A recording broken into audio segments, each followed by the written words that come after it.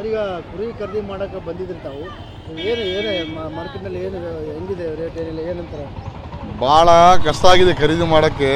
ಈಗ ನಮ್ಮಂಥವರಿಗೆ ಅಷ್ಟು ಕಾಣ್ತಿದೆ ಸಾಮಾನ್ಯ. ಯಾಕಂದರೆ ಇದು ನಮ್ಮ ಇಬ್ರಾಹಿಂ ಸಲಾಮ್ದು ಒಂದು ಇದಿದೆ, ನಾವು ಬಕ್ರಿ ಹಬ್ಬಕ್ಕೆ ಒಂದು ಕುರಿಯನ್ನು ಬಲಿ ಕೊಡಬೇಕಂತ.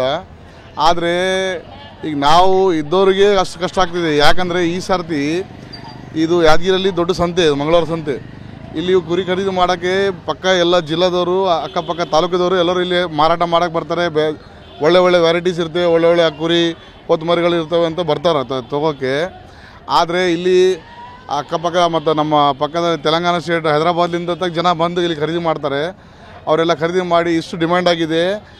ತೊಗೋಬೇಕು, ಹಬ್ಬ ಆಚರಿಸ್ಬೇಕಂದ್ರೆ ಭಾಳ ಕಷ್ಟ ಕಾಣ್ತಿದೆ ನಮಗೆ.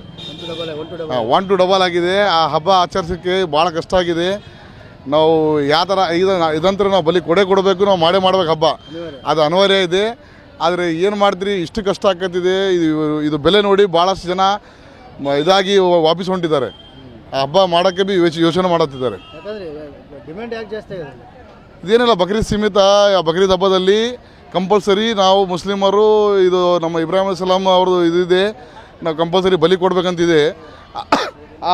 ಅದರ ಸಲುವಾಗಿ ಇದೆಲ್ಲ ವ್ಯಾಪಾರಸ್ಥರಿಗೆ ಗೊತ್ತಿದೆ, ಯಾವ ಥರ ಭೀ ಮುಸಲ್ಮಾನರು ಖರೀದಿ ಮಾಡ್ತಾರೆ ಮತ್ತು ಇದಕ್ಕೆ ಬಲಿ ಕೊಡಬೇಕು ಅವ್ರಿಗೆ ಅಂತ ಗೊತ್ತಾಗಿ ಇದೊಂದು ರೇಟ್ ಡಬಲ್ ಮಾಡಿ ಲೂಟಿ ಮಾಡ್ತಿದ್ದಾರೆ. ಮತ್ತಷ್ಟೆಲ್ಲ ರೇಟ್ ಜಾಸ್ತಿ ಅಲ್ಲ, ಬೇರೆ ಹೈದರಾಬಾದಿಂದ ಜಾಸ್ತಿ ಬರ್ತಾರಲ್ಲ ಖರೀದಿ ಮಾಡೋಕ್ಕೆ. ಹೈದರಾಬಾದ್ದಿಂದ ಭಾಳಷ್ಟು ಜನ ಬಂದು ಅದರಲ್ಲಿಂದ ಹೋಗ್ತಾರೆ. ಇಲ್ಲಿ ಭಾಳ ಅಕ್ಕಪಕ್ಕ ಜಿಲ್ಲಾದವ್ರು ಬರ್ತಾರೆ.